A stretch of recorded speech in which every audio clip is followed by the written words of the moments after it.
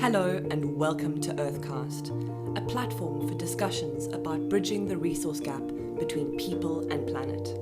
I am Olivia Taylor, or Olivia Earth on the socials, your host, and I will be interviewing a series of change makers, thinkers and disruptors, and asking them about their areas of expertise.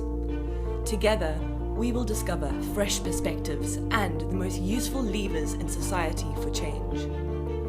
The main question that we will explore is how are trade-offs made between people, planet and profit? More specifically, how do we solve wicked problems and make decisions at the margin? If you would like to hear more from Earthcast, subscribe to the podcast and follow us on social media. Good day and welcome back to another episode. Joining me today is Edie Lush, a British-American journalist and author, and the executive editor of Hub Culture. She is co-host for the award-winning Global Goals podcast, which tells the stories of the champions making the world a better place. And as such, Eide has thousands of interviews under her belt. In her role as executive editor at Hub Culture, she is responsible for creating impactful social media content around the globe, from events in Davos to the UN General Assembly in New York to the COP climate summits. She has been the economics and political correspondent for Bloomberg Television, a columnist at The Week magazine, and the associate editor of Spectator business magazine. Her work has appeared in many publications, including Prospect, The Spectator, and the BBC. She owns her own business providing senior leaders, influencers, academics, and executives with communication training, focusing now on increasing impact in both online and in-person appearances. And finally, Eide studied political science at UCLA and holds a master's in international relations from Yale University. Eide, what led you down this career path, and what catalyzed your decision to pursue it so fiercely? It's so great to be here, first of all. Thank you so much for having me.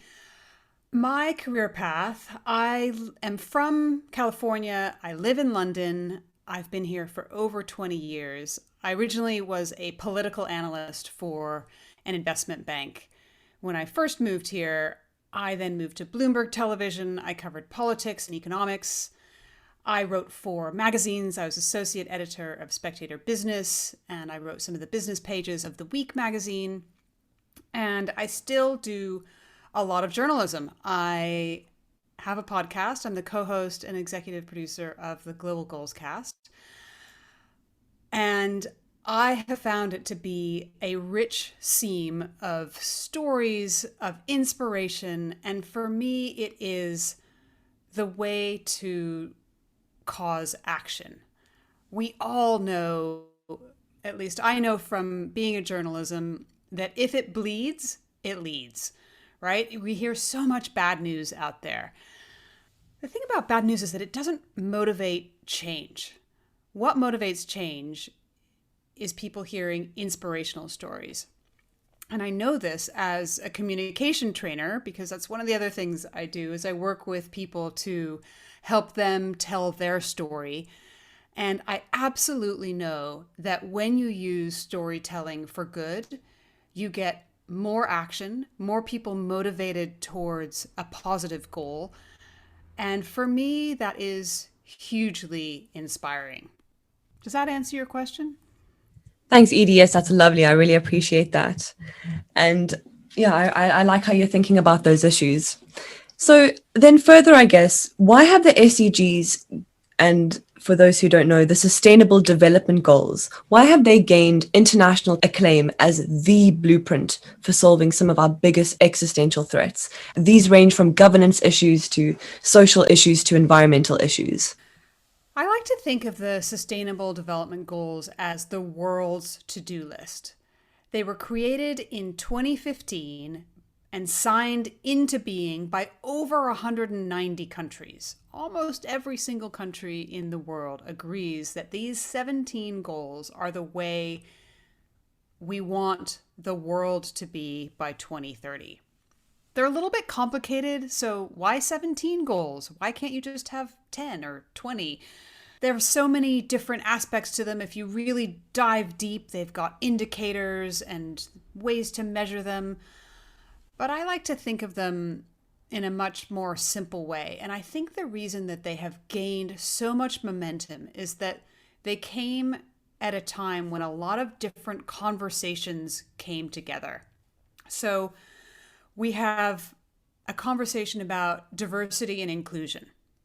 We have conversations in investment about ESG. We have conversations going on within business about CSR, corporate social responsibility. We have the Black Lives Matter movement. We have, from that, questions of around racial injustice. I think what's so fascinating is that, and we also have what is the defining issue of our time, which is the reality and threat of climate change.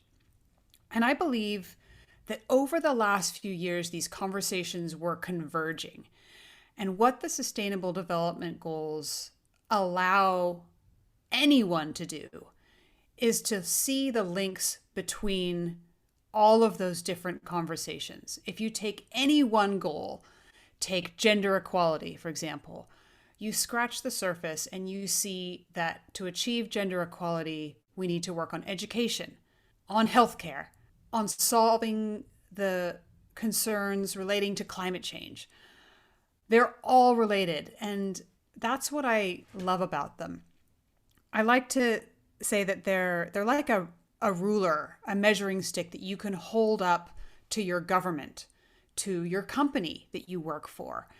And others can hold you up to that same measuring stick. And I think it puts everyone on a similar platform.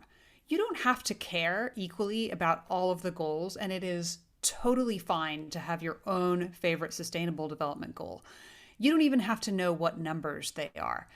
What I love is that any social issue that people care about, they're all in there. That's, I think, what makes them so powerful.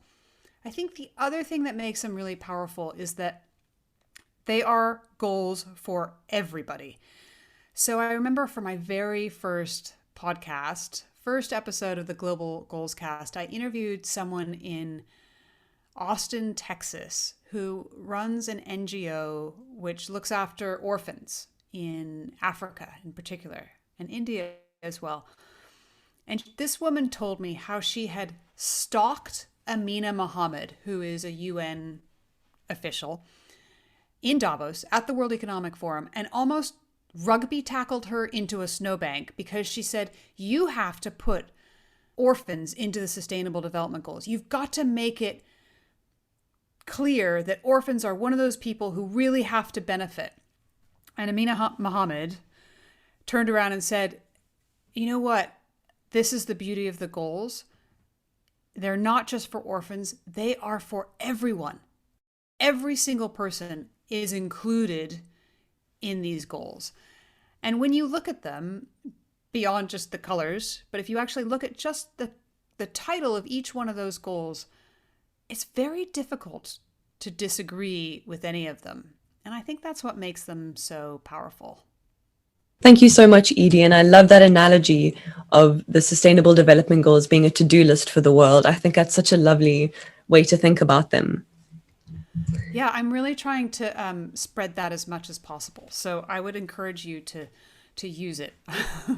I definitely don't have the copyright on that. Please use it. It's the world's to-do list. Thank you. That's brilliant.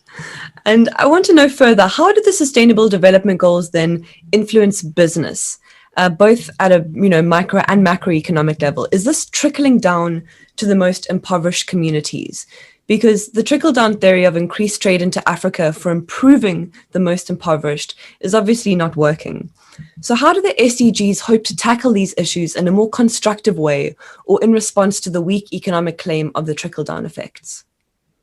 So this is the absolute big question, is how do we incorporate the Sustainable Development Goals into business? Because as we know, there are many businesses that have larger pools of money than many countries do. What I will say is that when you look at the companies who have incorporated the SDGs or an element of purpose, not even all the SDGs, but some element of having purpose alongside profit, they will very often tell you that it's a revelation for them. Let me give you an example. When I interviewed Paul Pullman, who's the former head of Unilever, he said that when you peel back the onion and look at why people at Unilever stay there for so long, why it's the second most wanted to work in company. I don't even know how to say that. It's the company that so many people want to work in. It's because they have an SDG attached to every one of their brands. And so people go to work and they feel a sense of purpose. It's not just that, but consumers, we know, customers all around the world are now using their wallet to buy. So we know that people will spend a little more money to buy a product if it embodies this sense of purpose. That's a kind of macro level, and that's probably a more suited for a pre-pandemic conversation or a conversation in the richer world. I think what you're asking is really important about trickling down to the most impoverished communities. I'd love to tell you a story from one of my podcasts about how UNICEF Innovation worked with local businesses to create a sustainable product. And I interviewed an incredible woman called Tanya Acchione from UNICEF Innovation. And she told me how they wanted to tackle the issue around dirty water. So we know that in many parts of the world, dirty water affects health. It affects education. It affects families' income. You drink dirty water, you get sick, you need medicine, you can't go to school because you don't feel well. All of those things. We know that it tends to impact women and girls, especially. They're the ones who go to the wells quite often. So UNICEF went originally to Silicon Valley and said, we're going to go to the brightest minds in the world and ask them for help designing some kind of water filtration system. It really could have been anything. And the amazing thing is that the folks in Silicon Valley couldn't do it because they couldn't imagine what it was like to live on $1.90 a day or less. They just physically couldn't come up with a solution that was really affordable. So I interviewed an incredible group called Spouts of Water, who went to Uganda and took 2 years to work with a local community in Uganda to figure out what is the solution for creating a water filter system that you would buy. So these are folks who are living in extreme poverty. And in Uganda, in this part of Uganda where they were, the community likes to they boil the water, they treat it with tablets, and then they store it in a clay pot. And so the water takes on this very distinctive clay taste that people really like, and they associate it with fresh, clean water. And so they decided they wanted to build a filtration system that somehow involved a clay pot. So this NGO, which is a social business, by the way, so all of their profits from their business are going back into the business,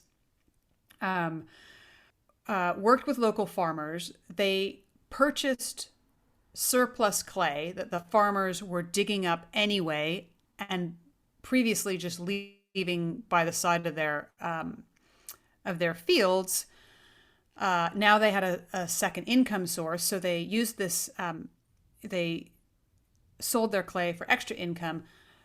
Spouts of Water used it to make a filtration system, which all you had to do is pour the water into these pots, and it was a sort of series of pots inside. And the final output was clean water. They then sold these pots, hired local people, trained them up to be salespeople, and then sold it to the community. It's It's not expensive. It was very affordable, huge success. And I remember interviewing one of their salespeople who said, we went to this island community, and I remember selling a pot to Joy, who was an 85-year-old grandmother.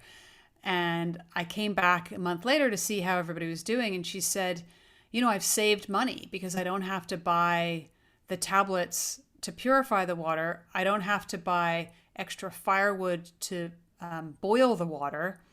And so I've saved money. Also, the kids have been less sick, and so they've been in school more. So it's a pretty incredible story about how you can work with the most impoverished communities using principles behind the SDGs, and that's just one product around dirty water. I don't know if that answered your question, though.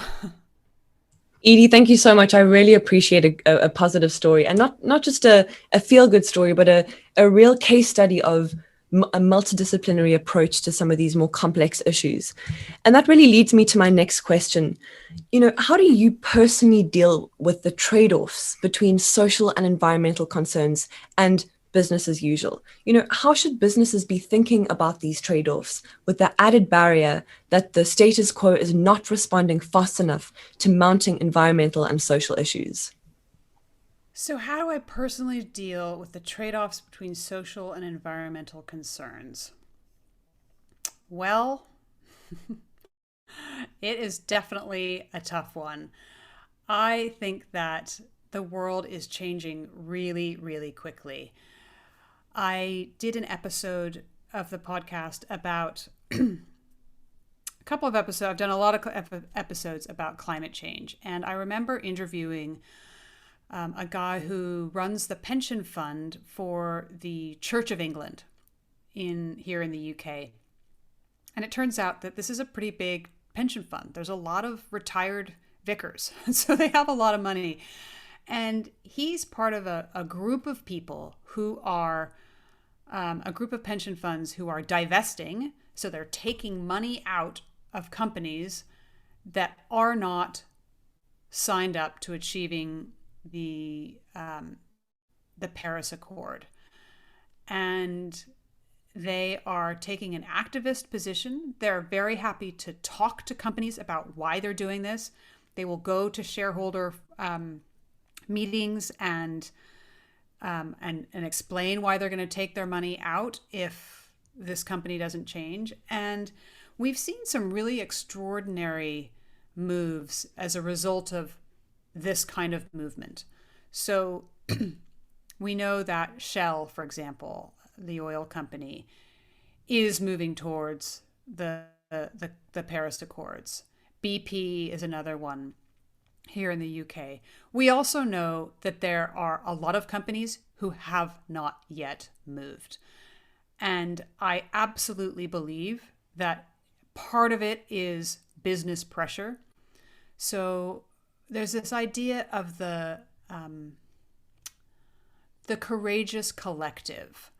And this is an idea from Paul Pullman, who I mentioned earlier, and the co-founder of his new group, which is called Imagine. It's a woman called Valerie Keller. And today they have this idea of the courageous collective, that it only takes about 20% of an industry to come together to move the needle, to start to force change within an industry.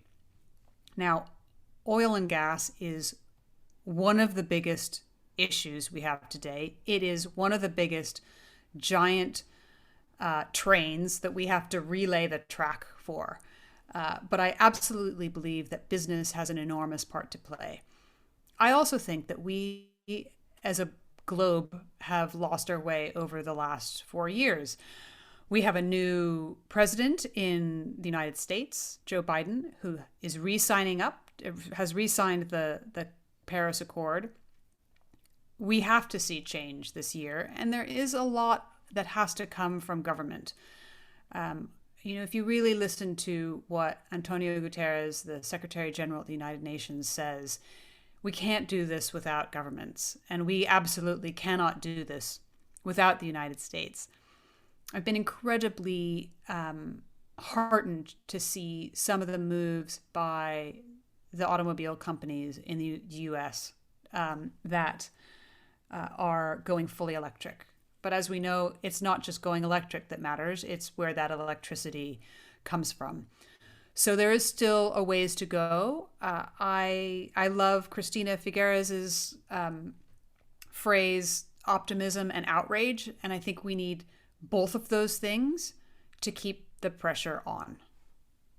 Edie, that was a personal one for me. I really wanted to know how you deal with that in your personal life. So thank you so much for answering that. I really appreciate that. And again, courageous collective, outrage and optimism, these are all lovely ideas and concepts. So thank you for bringing them up here for those that perhaps haven't heard those concepts before. So how are the SDGs then designed to accommodate a complex and dynamic world where you are probing, sensing, and responding, as David Snowden calls it, where the goals appear set in stone and static? So how do the SDGs then accommodate changes in scientific findings and models, and how often are they reevaluated and the targets adjusted? So this is a fantastic question. I wish we were in a place where we had already achieved the goals and they didn't look so ambitious. The pandemic has provoked a crisis in the global goals. And that's not just from me who's saying that. The Secretary General of the United Nations has said that. The head of UNICEF, Henrietta Fore, when I interviewed her a few months ago, she said the global goals are in crisis. Education has been severely hit. We know that women and girls often take the brunt of, when stuff goes bad, women and girls take the brunt of it. So I interviewed a young woman in Uganda. Gosh, there's a lot about Uganda on this show today. I interviewed a young woman who is finishing up her primary school in Uganda. She was going into school every day and using a really clever piece of technology. It was basically a computer in a suitcase with a projector, so it could shine the lesson up on the wall of her school. A lot of the teachers from her school couldn't get to school. They weren't being paid during the pandemic. So she and a couple of other students who were able to get to school went in and did their lessons in their classroom. The reason she was so keen to do it is because she knew if she did well on the test when she eventually got back to school, she had a chance to go to secondary school. When I asked her how many kids from her class had not come back, she said, yeah, there's probably about 5 out of 20 who haven't returned to school after that initial lockdown in Uganda. We know that as families have lost money, they've lost the ability to send all of their kids to school, if any of them. I know that in Uganda did an incredible job of putting the school lessons on the radio. What a great idea. However, I also heard stories about kids taking the radio out into the field where they were sent to go and try to help scratch out a living. And one kid would want to listen to the lessons. Somebody else wanted to listen to music. I mean, I can't even imagine agreeing on a podcast in my family that we'd all want to listen to. So I totally appreciate that. The fact of the matter is that we have slipped behind in education. So that goal of getting every single child in the world through secondary education, it's a ways off. The goals are, and that's just one, right? So the idea is that every year in September, every country comes to the United Nations with how they're doing, and they report to the UN, and there's a sort of giant filtration process, and that is when targets are looked at and that kind of thing. I can tell you that while some countries are doing great in some goals, not every country is doing great in all goals. And even in rich countries like the one I'm from, the United States, and the one I live in, the United Kingdom, We have people who are living in extreme poverty. And that's actually why I love the goals, because you can't even as a rich country say these are perfect for the lower middle income countries. They really apply just as much to those of us in the global north as they do to those in the south. Which SDG then is the most useful in your opinion for emerging markets? And how can we best implement it based on your knowledge of the indicators? And in addition to the Sustainable Development Goals, there are also the IFC's performance standards, which I know a lot of companies internationally are using as another type of sustainability language. So which equivalent IFC performance standard is most useful to focus on for the emerging markets? I think you've really hit upon an important subject, and this is about data and measurement. And you're absolutely right that there are different methods of measuring. So firms that have, or investment funds that have ESG funds, so environmental, social, and governance funds, they don't always use the same data to measure them. They don't always invest in what I mean by that. They don't always invest in a company and apply the same metrics to see how that company is achieving whatever goal that they want it to. There was a really important and really nerdy moment during Global Goals Week in September of 2020, which was when the big four accounting firms came together to agree on a set of data that they were going to use to apply sustainability measurement to.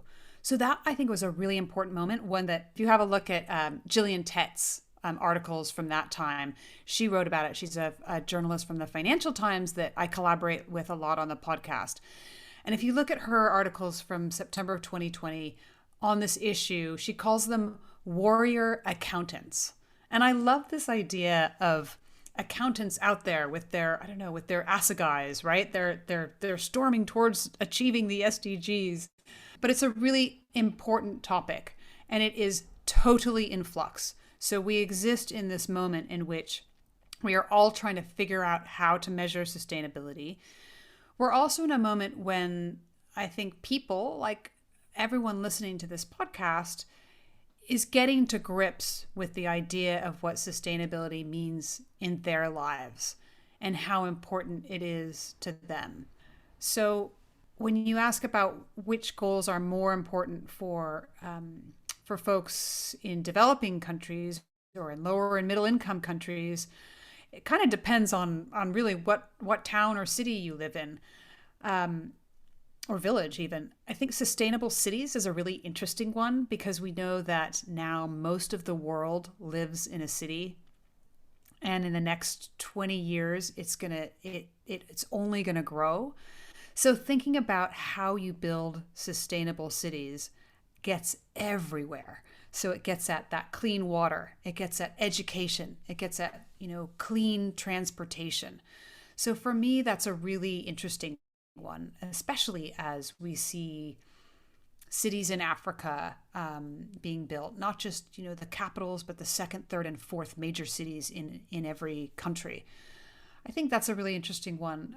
On a personal note, I am always about gender equality because even if I took a hard, purely financial view at what the world could achieve if it achieved full gender equality in closing the gender pay gap, offering equal opportunity, changing the law, it's an incredible amount of money. I mean, we are talking about something in the trillions of dollars for global GDP. And as we look to build back better from the pandemic, who doesn't want higher GDP for their country? Thank you so much for that reflection, Eide. I really appreciate it and for really unpacking that complexity. So before I ask the last question, for those listening to the podcast, if you would like to follow more of Eide's work, you can follow her on Instagram or Twitter at Edie Lush, Edielush, or you can follow more of her work on the Global Goals Cast, which you can find at Global Goals Cast. So Eide, Given your expertise, what question should I have asked you? What question should you have asked me? Well, I think that the thing that is on my mind at the moment is recovery from the pandemic and how we build back better. There's a story that I'm thinking about at the moment a lot because we just launched season 5 of the podcast, and we've been looking at vaccine inequity. And it's something that I think it's such an important mirror to hold up to the world to show how if you were to really apply the Sustainable Development Goals, you would not do things this way. So let me give you what I mean. I got the first jab of my COVID-19. I got my AstraZeneca Oxford jab yesterday. My arm still hurts.